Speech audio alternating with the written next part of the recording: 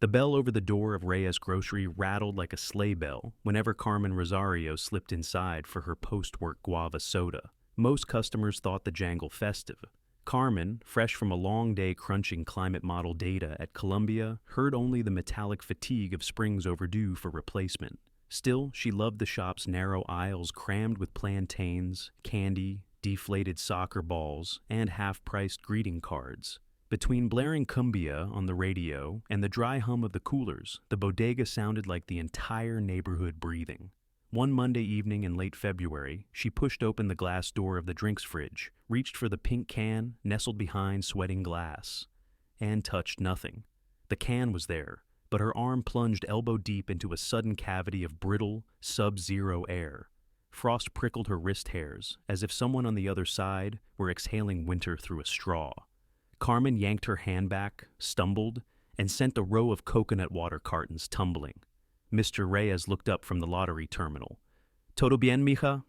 "Fine," she lied, rubbing her arm. The condensation on her skin had frozen into silvery scales. They flaked off as she straightened the toppled cartons. The fridge interior seemed normal again. Neat rows of Doritos, cold brew, seltzer. Only her tingling skin said otherwise. 2 nights later, curiosity overruled caution. She returned with a pocket flashlight and a digital thermometer borrowed from the lab. As Reyes rang up a customer and back, Carmen crouched, cracked the fridge door, and thrust the probe between glass bottles. 18 degrees Celsius. That was colder than the settings allowed on machines this old. She breathed on the sensor. The reading wouldn't budge. The light's beam tunneled past soda labels into what looked like a wind-carved cavern moving behind the drinks, as if the shelf were no deeper than stage scenery. A flake of snow drifted out. It landed on her fingertip, six-pointed and perfect, refusing to melt under the fluorescent aisle lights. Carmen pocketed it in a specimen jar. She waited until closing time. Even after years of evening chats about baseball and rent hikes, she'd never asked Mr. Reyes anything personal.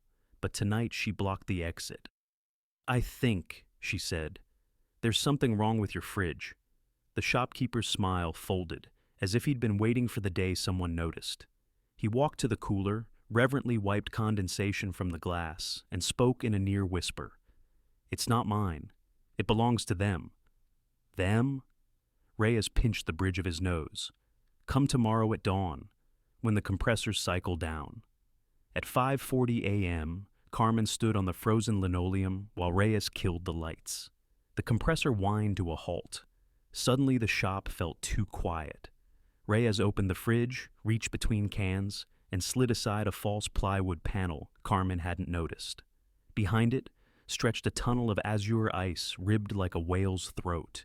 An odor of pine resin and ozone spilled out, riding a frigid gust that skimmed frost over salsa jars on the opposite shelf. Carmen's breath crystallized.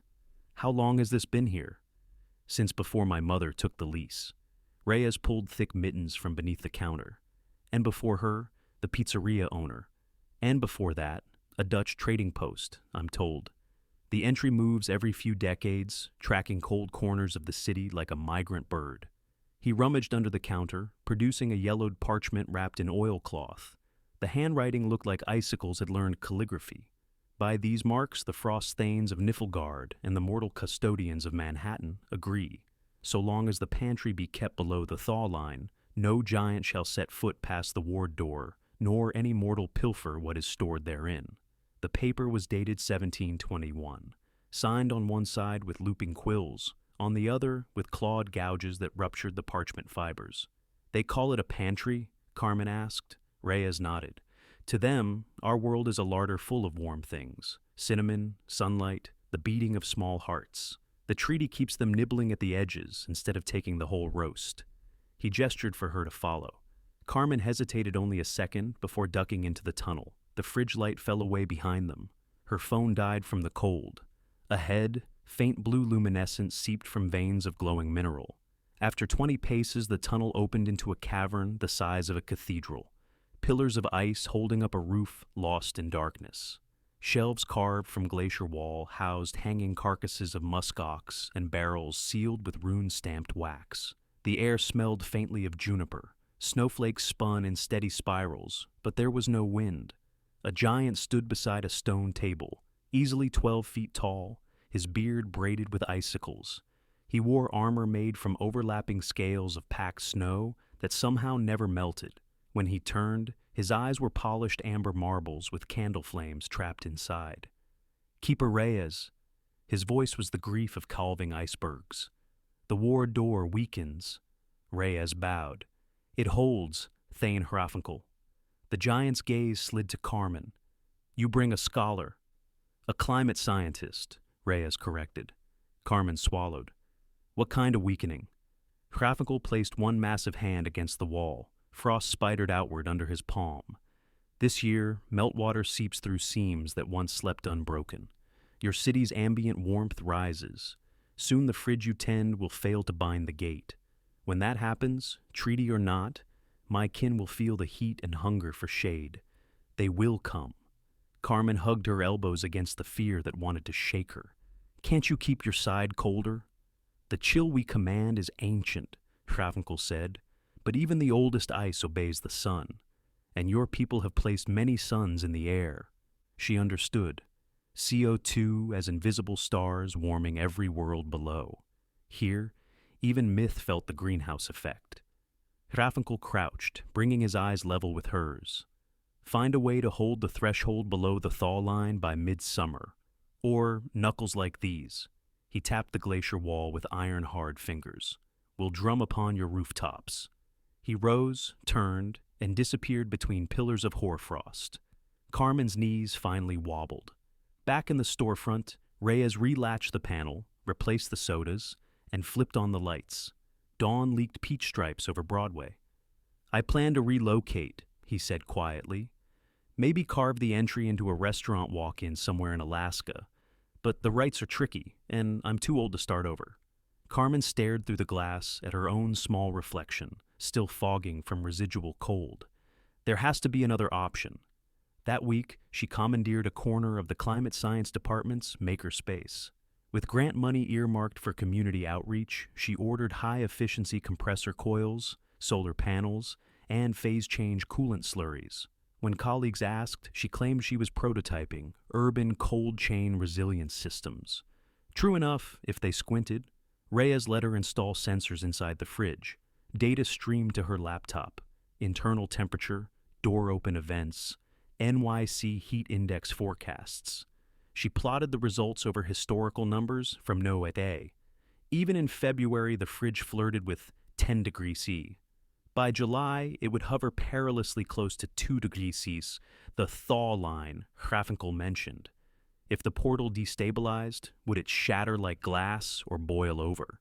The treaty didn't specify. One night, as Carmen was calibrating a thermocouple, a police siren Dopplered past. She imagined giants heaving crushed patrol cars like dice on asphalt, snowstorms swirling along Riverside Drive. Her fingers shook. Reyes brewed her chamomile tea behind the counter. "You can't carry climate change alone, Nina." "I'm not..." "You think fixing this door will fix all the others opening in the world? Antarctic rifts, Siberian craters, farmers praying for rain?" He sipped his own cup. "Maybe just keep the giants out of Harlem. Start there." 3 days before the vernal equinox, Carmen received an alert. Temperature spike. She sprinted the 4 blocks from campus. The fridge compressor had failed. An acrid scent of burnt lubricant filled the bodega. The coil fan lay charred. Reyes stood helpless with a broom. Frost melted off cans and rivulets that hissed to steam the moment water touched the threshold behind the false panel. Each sizzle popped like gunfire. Carmen realized the portal was literally boiling. Through the cracks, she glimpsed moving blue shadows. The giants were awake and curious. Emergency plan. She wheeled in the lab's liquid nitrogen dewar, threaded hoses into the fridge, and vented clouds of white vapor inside. The temperature plummeted. Hissing subsided into a brittle silence. Crisis averted, for now.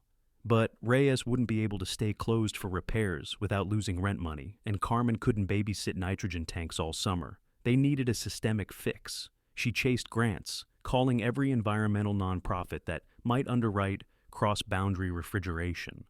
Too fringe, they said, too small scale.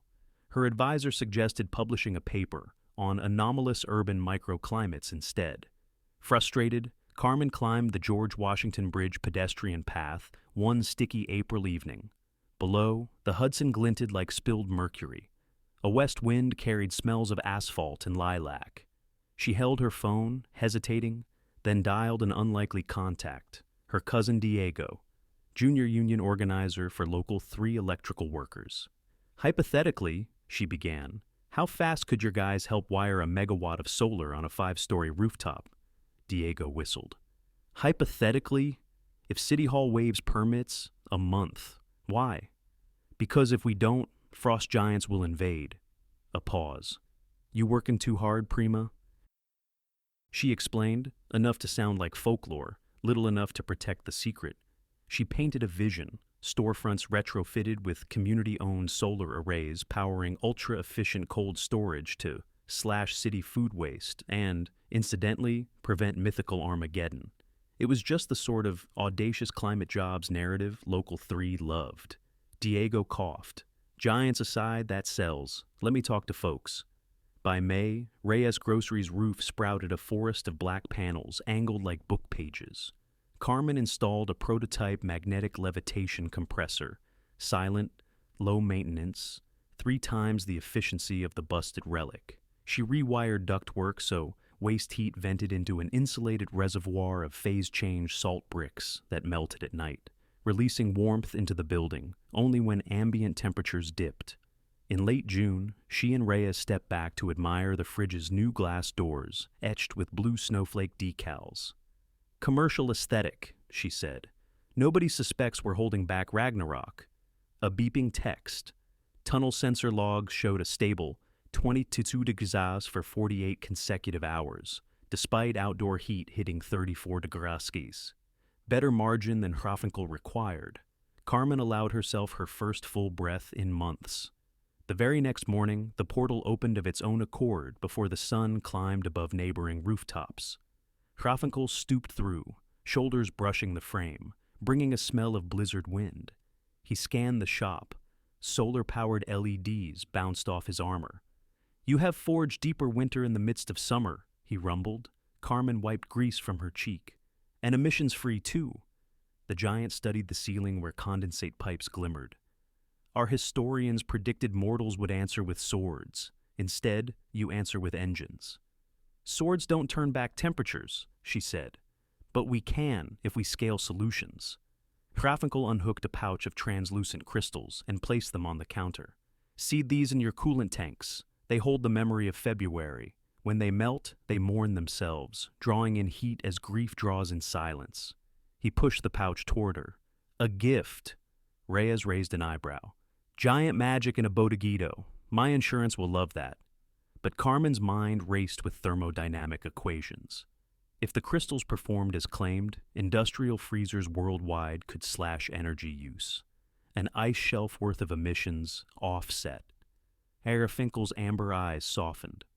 The treaty stands renewed, so long as this door remains below the thaw line and your suns in the air grow no hotter. Carmen surprised herself by stepping forward. What if, instead of hiding from each other, we share technology? My people learn cold from yours. Yours learn heat management from ours. We both invest in balance, not walls. The giant touched a finger to his beard, dislodging snowflakes that drifted like dandelion seeds. Speak such proposals in council when the first leaf falls. For now, keep the threshold safe. He ducked back through the portal, shrinking into cobalt darkness. The panel slid shut. News spread fast in the neighborhood that Reyes Grocery was now solar-powered, bills slashed by 2/3. Diego's union teams parlayed the success into city contracts to retrofit other small businesses. Each installation diverted kilowatts from dirty peaker plants and, under Carmen's covert supervision, strengthened a network of sub-zero outposts guarding humanity from hungry winter realms she'd once assumed were fictional. On the second Friday of September, Carmen found an invitation in her lab inbox. No sender address, only a subject line written in runic font, Council at Equinox. She'd left instructions with Reyes. If she didn't return in 72 hours, unplug the portal and call Diego to weld it shut.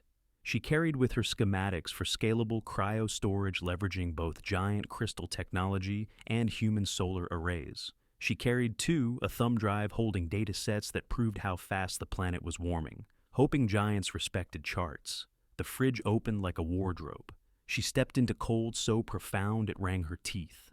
On the other side, a bridge of ice arched over an abyss reflecting starlight bright enough to read by. Frost giants gathered in cloaks woven from auroras, murmuring like glaciers scraping valleys.